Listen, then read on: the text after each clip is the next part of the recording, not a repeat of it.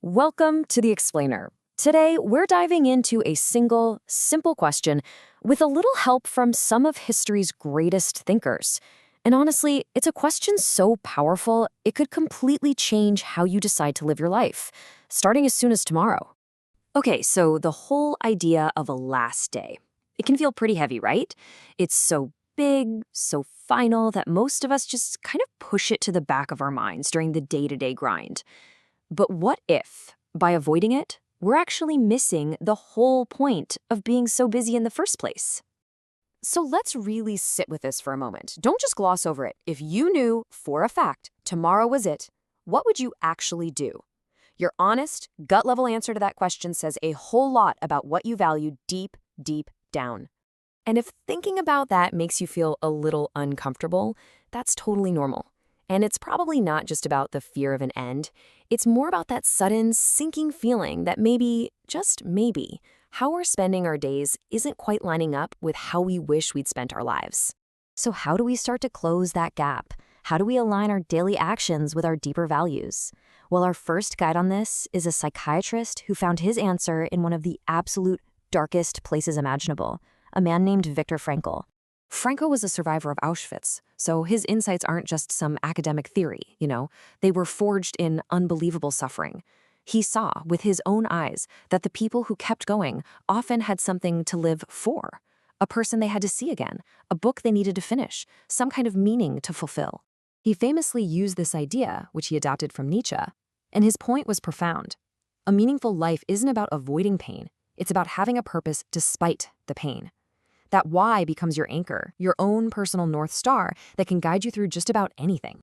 So where do we even start to find this why? Well, Frankl gave us a pretty clear roadmap. He said there are basically three paths. We can find meaning through creation, what we build or do or give to the world. We can find it through experience, through love and our connections with other people. And we can find it in our attitude, in the simple courage we show when we're faced with something we just can't change. Now for our second path, which I gotta say is a little surprising. It's almost counterintuitive. Instead of digging deeper and deeper inside ourselves to find meaning, this idea says we need to start looking outward.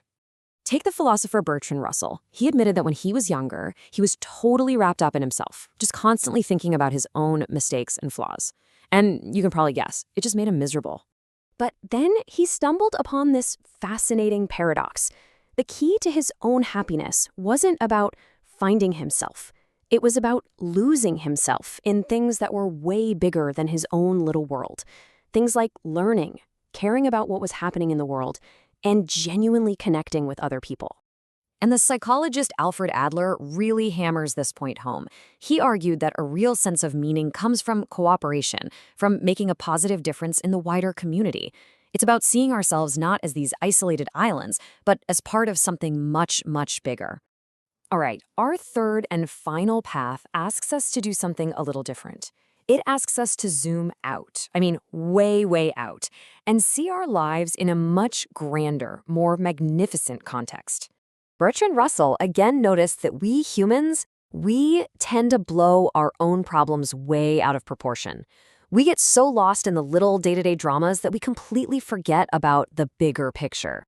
His solution was to just shift your perspective. Think about it. When you put your own lifespan up against, say, all of human history or the age of the universe, that stressful email you have to send suddenly doesn't seem so earth-shattering, does it? And here's the crucial part. The point of this isn't to make you feel small or insignificant. Not at all. It's actually the opposite. It's incredibly liberating. It helps you see the difference between what feels urgent and what's truly important. And that frees up your energy for the things that actually matter.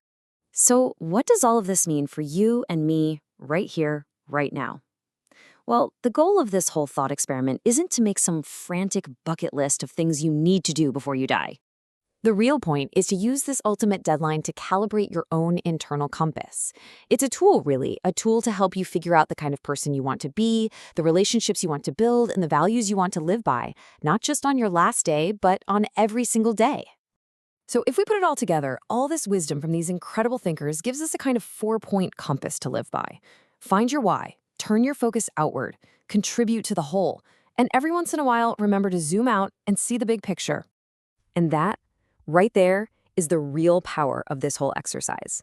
It was never really about planning for an ending. It was about finding a powerful reason to truly begin. So it's not about how you'd spend your last 24 hours. It's about how you're going to choose to live all your other days, starting right now. What are you going to do with today?